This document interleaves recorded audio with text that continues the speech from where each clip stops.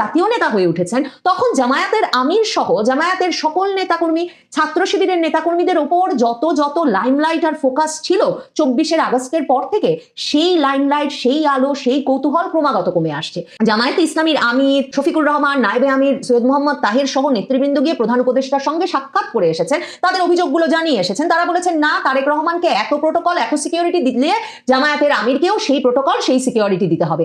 তবে সেরকম কিছু ঘটেছে প্রতীক সময়ে। তারেক রহমান ফিরে এসেছেন 2024-এর 5ই আগস্টের পর থেকে।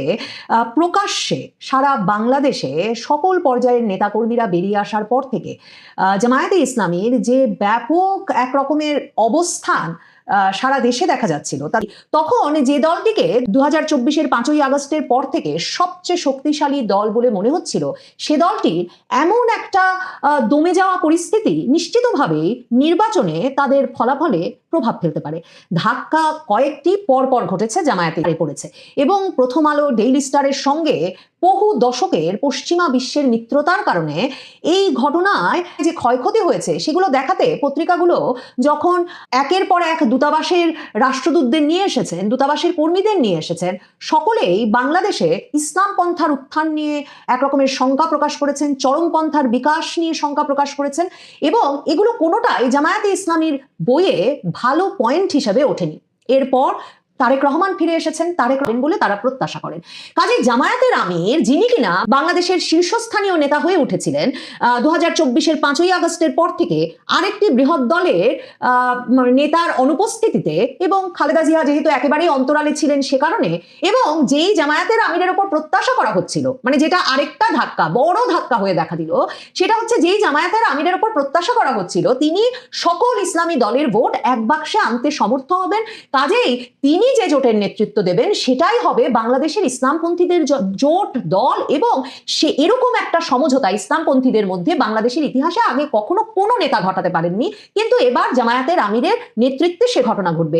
ইসলামী দলগুলোর ভোট এক বাক্সে আনার উদ্যোগ যদিও বা ইসলামী আন্দোলন বাংলাদেশের নেতার ছিল, কিন্তু যেহেতু সবসময় মানে অনেক বেশি ফোকাসে, ওই যে বারবার সংবাদ মাধ্যমের কথা বলছি, সংবাদ মাধ্যমের এবং সরকারের মনোযোগের কেন্দ্রে ছিলেন জামায়াতে ইসলামীর আমির, কাজেই সেই কৃতিত্বটাও তারা বিভিন্ন সময় পেটাচ্ছেন। যেমন হচ্ছে এই সময় মসজিদের ভেতরে কয়েকজনকে আটকে রেখে দেয় বিএনপি নেতাকর্মীরা, পরে রীতিমতো পুলিশ সেনাবাহিনী এনে জামায়াতের নেতাকর্মীদের উদ্ধার করতে হয়েছে। এক্ষেত্রেও স্থানীয় বিএনপি নেতাকর্মীরা পরে দুঃখ প্রকাশ করেছে বটে, কিন্তু জামায়াতের প্রচারণা চালানোর সময় এমন একটা ঘটনা কিন্তু বিএনপির নেতাকর্মীরা ঘটিয়ে ফেলেছেন। কারণ বিএনপির মহাসচিব মির্জা ফখরুল ইসলাম আলমগীর নির্বাচন কমিশনে গিয়ে বলে এসেছেন সরাসরি যে অভিযোগের কথা এর আগে তারা বিভিন্ন ফোরামে বলছিলেন, দলের নাম উল্লেখ করে কখনো না করে কখনো, রীতিমতো নির্বাচন কমিশনে গিয়ে লিখিত অভিযোগ দিয়ে এসেছেন যে জামায়াতে ইসলামী ঘরে ঘরে গিয়ে ভোটারদের এনআইডি কমিশনার, যেই প্রধান নির্বাচন কমিশনারকে বিএনপি নিজে মনোনয়ন দিয়ে বসিয়েছে, সেই সিসিএম নাসিরউদ্দিনের সঙ্গে বৈঠক করে মির্জা ফখরুল ইসলাম আলমগীর বলে এসেছেন যে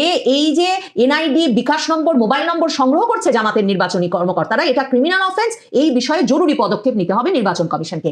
নির্বাচন কমিশন সরাসরি বিএনপির কথা এখন এত গুরুত্বের সঙ্গে শুনছে, এটাও কিন্তু তারেক রহমান আসার আগে শুনতও না। বিএনপি নেতাদেরকেও এমন কড়া ভাষায় জামাতের নাম উল্লেখ, বিএনপির নেতা অন্যদিকে, তারেক রহমান অন্যদিকে ছাত্রদল 24 আগস্টের পর থেকে জাতীয় নির্বাচনের আগে ছাত্রদল এবং বিএনপি ছাত্র সংসদ নির্বাচনের ঘোরতর বিরোধী ছিল, কিন্তু সরকার, নির্বাচন কমিশন, বিশ্ববিদ্যালয় কর্তৃপক্ষ কেউ সেসব দিকে কর্ণপাত করে নাই।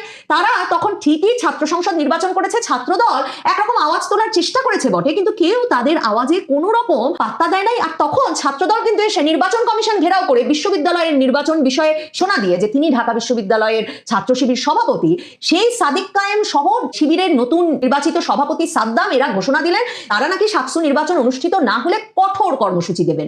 এখন দেখা যাচ্ছে ছাত্র শিবির বিভিন্ন ক্যাম্পাসে মিছিল মিটিং করেছে বটে সাকসু নির্বাচন স্থগিত হওয়ার দাবিতে, কিন্তু তারা ছাত্র দলের সামনে দাঁড়িয়ে কোনো ক্যাম্পাসে এমন কোনো প্রতিরোধ গড়ে তুলতে পারে নাই, বা শিক্ষক, বিশ্ববিদ্যালয় কর্তৃপক্ষদেরকে এমন কোনো ভয় দেখাতে পারে নাই যে কারণে সাকসু নির্বাচনটা অনুষ্ঠিত করেই ছাড়বে শাহজালাল বিশ্ববিদ্যালয় কর্তৃপক্ষ, এমন কোনো পরিস্থিতির সৃষ্টি হয়েছে। কারণ শাহজালাল বিজ্ঞান প্রযুক্তি বিশ্ববিদ্যালয়েও বিএনপি পন্থী শিক্ষকেরা বলে দিয়েছেন তারা কিছুতেই নির্বাচনে দায়িত্ব পালন করবেন না, কারণ 22 তারিখ তারেক রহমান যাচ্ছেন সিলেটে, সিলেটে যে নির্বাচনে যেতে সেই নাকি সরকার গঠন করে, সেই সিলেটের প্রধান বিশ্ববিদ্যালয়ের নির্বাচনটাকে ছাত্র শিবিরের হাতে তুলে দিতে বিএনপি বা ছাত্রদল কিছুতেই এই নির্বাচন এখন অনুষ্ঠান করতে দেবে না।